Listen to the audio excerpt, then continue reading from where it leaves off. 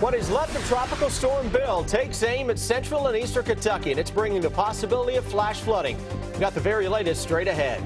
Breaking news in Lexington tonight. Police looking for some smash and grab thieves they say stole jewelry.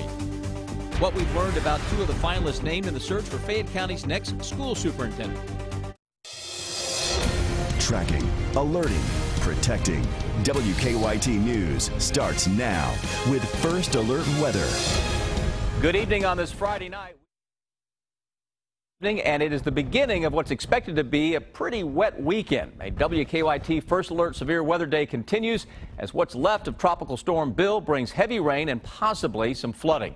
We begin tonight with Chief Meteorologist Chris Bailey. Chris? Yes, Sam, it is still a tropical depression, believe it or not. Tropical Depression Bill is out across western Kentucky. It is right on top of Paducah. Very impressive considering this has been ashore now for several days. Came in as a strong tropical storm down across Texas. We're getting those spiraling bands around the center of circulation right on top of Paducah. That, by the way, is right at 225 miles to the southwest of Lexington, and it is rolling its way to the northeast. And out ahead of it, now we're getting impressive bands of torrential rain producing thunderstorms into parts of central Kentucky. Getting ready to get a little noisy across the Lexington metro. Already that way on the west side of town from Franklin County, parts of Shelby County, and then right on top of Versailles. Most of Woodford County seeing torrential rain. West side of Lexington near Keeneland, Bluegrass Airport getting in on some of the very heavy rains as of now. And that wall of water is going to increase across the rest of Lexington coming up. That may create some local stream and street flooding, considering a lot of this area has been worked over with some heavy rains over the past couple of days. A little farther to the south into Nicholasville, the heaviest rains are just off to our north and northwest. This band extends a little farther to the south into parts of Boyle County, but look what's quickly now developing on its hills. Yet another spiraling band of showers and storms from just to the west of Lebanon, Marion County through Campbellsville, and then arcing its way toward the southeast right on top of Russell Springs, Columbia, Jamestown, Monticello, Lake Cumberland. Heading to the northeast may impact parts of Somerset coming up here over the next couple of hours. So what are we talking about? Those storms that continue this evening into the wee hours of the morning still could be on the strong side, though it's local high water issues in the short term. Then later tonight and tomorrow, what is left of Bill, Sam, may be right on top of the Lexington metro come first thing tomorrow morning toward the middle and latter part of the morning. A general 1 to 4 inch rainfall still looks like a good possibility into much of central and eastern Kentucky. We'll come back and trace the system in from west to east, show you how things progress over the next 24 hours and who has the best shot of picking up those heaviest rains. Thank you, Chris. And now to a breaking news alert we're tracking in Lexington tonight. Police are looking for some thieves, they say, stole thousands of dollars of jewelry from a Lexington store. Police say the thieves smashed open a case with a sledgehammer. Monique Blair joins us live from Jared on West Reynolds Road with the breaking details. Monique? Sam, right now Lexington police are actively looking for the three men they say walked into this Jared jewelry store here on Reynolds Road at 8:19 tonight and stole thousands of dollars worth of jewelry. Lexington police say the store was open when the thieves walked in and used a sledgehammer to break open a glass case full of jewelry. Looking at the itemized inventory, it looks like some of the diamonds were large in size. We're still investigating as to whether or not that specific case was targeted. The suspects are described as three males wearing black hoodies. After they took the jewelry, police say they took off in a maroon Dodge Caravan and were last seen on Reynolds Road. Lexington police have a helicopter in the air looking for that vehicle. They're also watching traffic cameras, and patrol cars are canvassing the area. We have Air 1 en route. We have forensic services unit that are on their way to see if we can get any forensic evidence here. And right now the investigation is still very much active. Police say this is not considered a robbery because there wasn't a threatened use of force and the business was open, but it is considered a very serious felony theft. Now, this store did close right after that theft happened, but you can see Lexington police are still out here actively investigating and, of course, still searching for the suspects. I'm reporting live in Lexington, Monique Blair, WKYT. Police say that multiple employees were inside the store at the time of the theft, but there were no customers. Also breaking tonight, police are looking for two men they say robbed the manager of a Lexington store at gunpoint. Happened about 9:30 tonight outside the Dollar Tree on Alexandria Drive. Police say the robbers stole money and a cell phone from the manager. No one was injured. Police brought in canine units but lost the track of the robbers nearby. Now back to that weather situation. With heavy rain in the forecast, Chris was just telling you there, many people who live in low-lying areas or near creeks are getting prepared. In Scott County, emergency managers spent the evening going over plans to keep people safe in case of flooding. They say the ground is already saturated and they want people in flood-prone areas to be ready. It's always good to have a plan, be prepared for 24 hours of isolation, have enough water and food and that type of stuff in case emergency services or other people can't get to them until the water recedes. Scott County emergency managers say Double Culvert Road, Finlay Pike, and Porter Road are some of the roads that tend to flood during heavy rainfall. Some people in Anderson County are still cleaning up from a severe storm that hit yesterday. Today, the National Weather Service determined straight-line winds around 75 miles per hour caused the damage in Alton. Part of the roof blew off Abundant Life Christian Center, and pieces of it caused damage next door at Kentucky Transmission.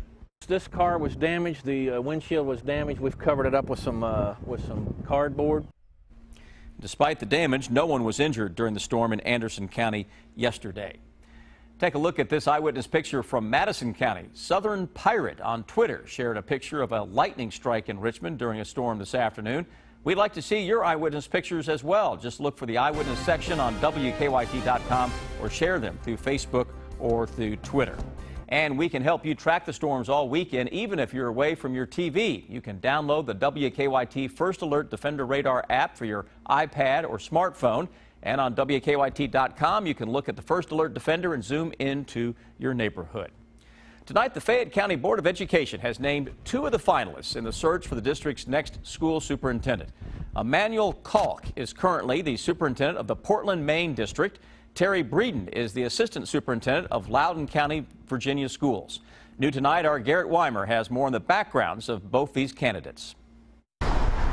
Fayette County's search is winding down. On what we've seen thus far, that these 2 people have the credentials that we need to help us get our students where they need to be. Emmanuel Kalk is the superintendent in Portland, Maine. Last fall, he scrapped plans to offer virtual classes after it ran into roadblocks from board members and officials. Before that, Kalk was an assistant superintendent in Philadelphia and in East Baton Rouge, Louisiana. Terry Breeden is assistant superintendent in Loudoun County, Virginia. She previously held the same position in Fairfax County, Virginia, and worked in Nashville. In April, she was a superintendent finalist in Virginia, but didn't get the job. And they've worked in diverse districts, districts with a diversity of population and very urban population and large population, all of which we sort of meet here in Fayette County. Price says the new superintendent needs to have experience improving student achievement. He says that's the biggest challenge the district faces right now, so that's something they looked for during their search, and it's something they think they have in the 2 finalists. We do a great job for a good number of our students, but we need to do a great job for all of our students. In Lexington, Garrett Weimer, WKYT.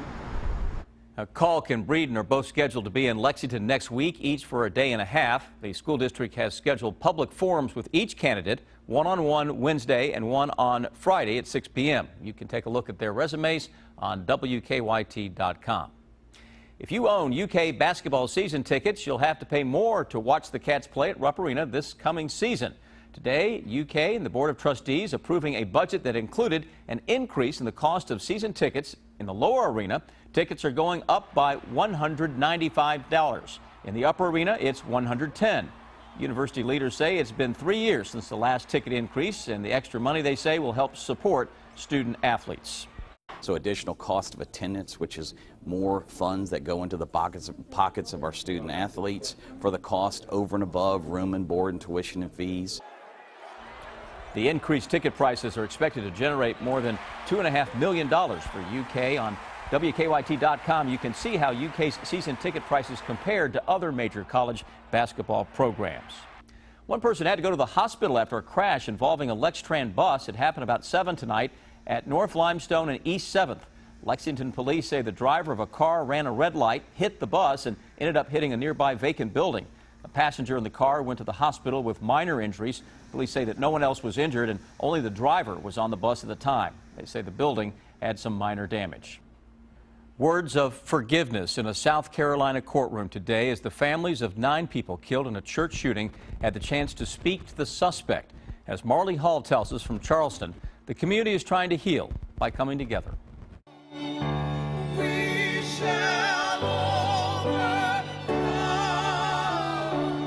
People in Charleston gathered to remember the victims shot to death as they held a prayer meeting inside the historic Emmanuel AME Church Wednesday night. We all have one thing in common.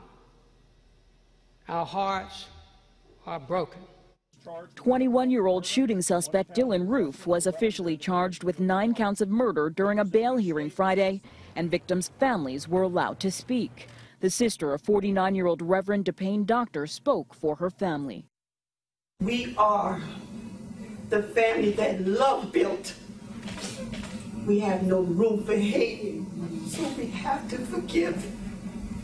I pray God on your soul, and I also thank God that I won't be around when your judgment day comes with him. One of the 5 children of 70-year-old Ethel Lance also spoke.